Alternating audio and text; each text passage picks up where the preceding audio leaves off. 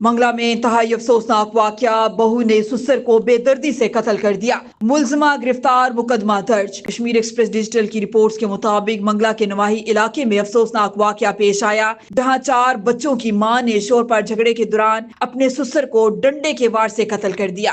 اطلاعات کے مطابق شوہر اور بیوی کے درمیان شدید تنازع چل رہا تھا، جس کے دوران بیوی نے شوہر پر حملہ کیا۔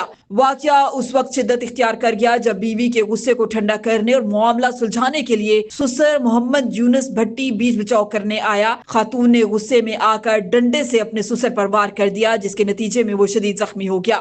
زخمی سسر محمد یونس بھٹی کو فوری طور پر قریبی اسپتال منتقل کیا گیا، لیکن وہ جہاں بر نہ ہو سکا اور دم توڑ گیا۔ پولیس نے موقع پر پہنچ کر تحقیقات کا آغاز کر دیا اور خاتون کو حراست میں لے لیا۔